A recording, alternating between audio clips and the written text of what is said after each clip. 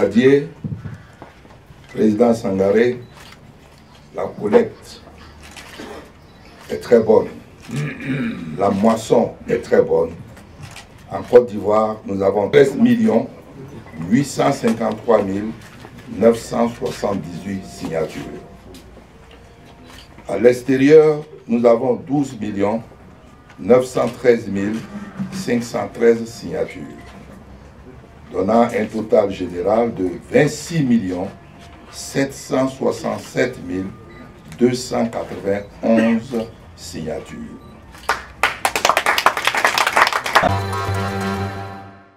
La rigueur avec laquelle ceux qui ont organisé cela indiquent bien que le peuple ivoirien, dans l'ensemble, est pour la libération et pour Gbagbo lui-même. N'eût été peut-être les entraves qui ont eu lieu dans certaines régions, on aurait pu atteindre plus de 30 à 40 millions de choses. Pratiquement pour Abidjan, pour la Côte d'Ivoire, on devait avoir les 20 millions. Et comme l'a dit tout à l'heure Bernard Dadier, avec tous les inconvénients qu'il y a eu, l'opération, on a eu malheureusement que 13 millions. Mais ce qui constitue quand même un signal. Je pense qu'à travers le monde aussi, c'était la même chose. Parce qu'on a eu des difficultés pour diffuser, pour expliquer. Mais au jour d'aujourd'hui, nous constatons qu'à travers le monde, Gbagbo est un symbole de lutte, un symbole de vérité. Et nous attendons plus que ça encore. Nous attendons que les décisionnaires, ceux qui sont à l'ONU, partout, interviennent de façon substantielle pour que la vérité qui se dégage aujourd'hui dans le résultat là puisse refléter sur... Nous ne voulons pas refléter sur la justice.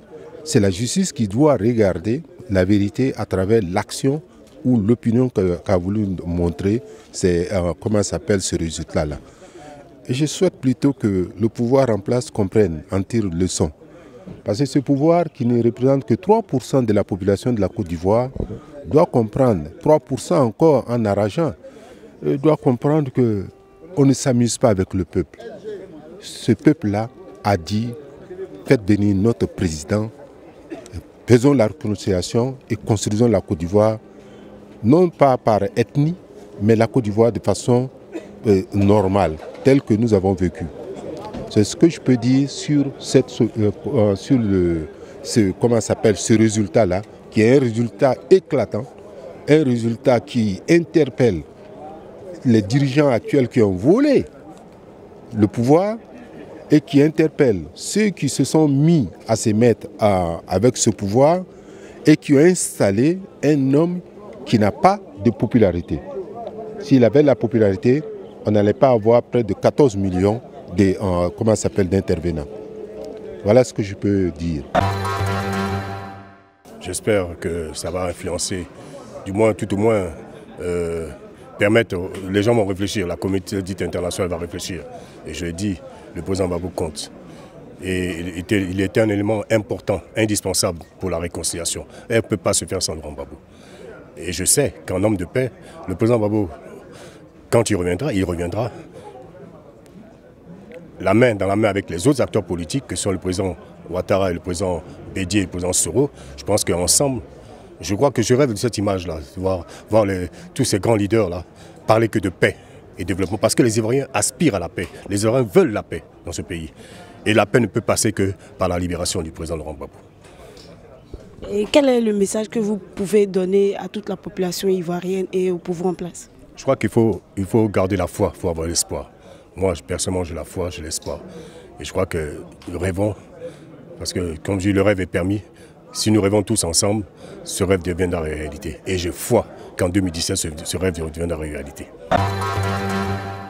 Vos impressions après la proclamation de ces résultats? Je suis un homme heureux. Vous avez entendu que quand on a lancé la pétition, j'avais dit qu'on aurait 22 millions de pétitionnaires. Or, il se trouve que nous en avons 26 millions. Donc, je suis un homme heureux et j'espère que cela va faire bouger les choses et que nos frères d'en face comprendront qu'il faudrait qu'on se mette ensemble pour discuter, pour parler de notre pays, pour parler de paix et de réconciliation. Ces résultats peuvent-ils influencer la décision de la CPI, la Cour pénale internationale? Écoutez, ça, je n'en sais rien. Nous vivons d'espoir et nous espérons que ça va se faire parce que ce qui est bien dans les pays occidentaux, quand il y a un tel mouvement de peuple, de population, ils sont touchés. Ils sont touchés. Ça. Donc je pense que ça va les toucher de voir que pour cet homme-là, il y a 26 millions de personnes à travers le monde qui se sont du souci. Ceux, sans compter ceux qui ne savent pas comment signer un papier ou aller sur Internet pour signer, qui ne l'ont pas fait. Si on compte tout cela, peut-être qu'on aura le double de personnes. Donc tout ça là, ça a son importance dans la vie politique des pays. Qu'est-ce que vous pouvez dire au pouvoir en place et à toute la population ivoirienne et même mondiale? La Côte d'Ivoire veut la paix et la réconciliation. La Côte d'Ivoire veut la paix et la réconciliation. La Côte d'Ivoire veut la paix et la réconciliation. Voilà. Nous souhaitons, nous allons lutter pour que ces résultats-là influencent les pays qui décident de la CPI. Ce sont des pays qui donnent des ordres à la CPI. Ce sont des pays, des puissances financières qui financent la CPI. Mais lutter, la démocratie a beaucoup de moyens. On va utiliser les moyens de la démocratie. C'est ce qu'il faut utiliser. Les journalistes que vous êtes un puissant moyen de communication et de pression. Depuis 2 jours que vous avez annoncé que le doyen va dire comment on appelle ça, les résultats. C'est depuis plus de 2 jours que nous sommes envahis par les plus grandes puissances. Oui, c'est le moyen, c'est pour ça qu'à Yopougon, il y a 3 mois de cela, la police a tout cassé. Et c'est plus de 300 fiches qui ont été déchirées complètement. Ça veut dire qu'ils en ont peur. Ils connaissent, on ne s'attaque pas à quelque chose qui n'a pas de valeur. C'est parce qu'il y a une valeur. Oui, à travers le monde, il y a eu des effets. Mais Mandela est l'exemple.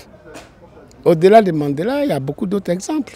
En Angleterre, 100 000 personnes seulement, 100 000 signatures, une assemblée se réunit. Oui. 26 000, mais c'est vraiment une grande joie. Au pouvoir en place, c'est un message fort.